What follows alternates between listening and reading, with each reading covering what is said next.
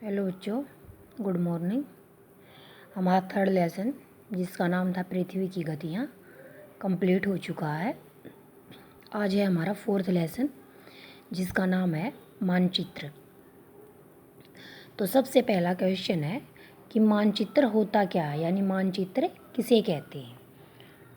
तो पृथ्वी की संपूर्ण सतह या उसके किसी भाग का समतल धरातल पर बनाया गया चित्र, यानी पृथ्वी का जो चित्र हम बनाते हैं, पृथ्वी की संपूर्ण सतह या उसके किसी भाग का समतल धरातल पर बनाया गया चित्र क्या कहलाता है?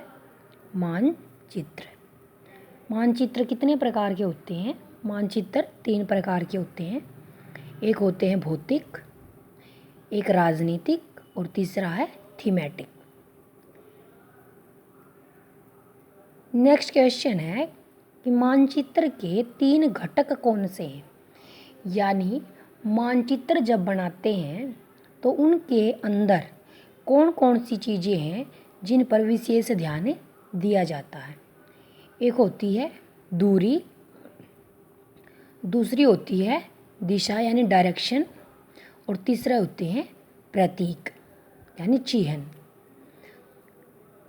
जैसे जब आप मैप को देखते हैं तो ऊपर की तरफ एक एरो लगा होता है जिसमें ऊपर नॉर्थ डायरेक्शन दर्शाई जाती है, तो वो क्या होता है? उसकी दिशा।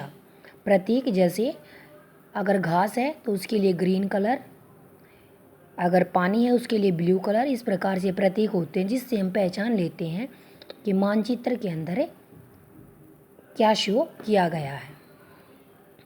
नेक्स्ट है भौतिक मानचित्र किसे कहते हैं। तो ऐसे मानचित्र जो प्राकृतिक आकृति हो, जैसे कि मैदान, पर्वत, नदी इत्यादि को दर्शाते हैं, उन्हें क्या कहते हैं? भौतिक मानचित्र।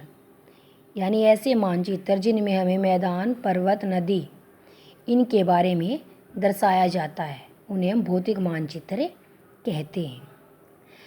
नेक्स्ट है कि राजनीतिक मानचित्र किसे कहते हैं।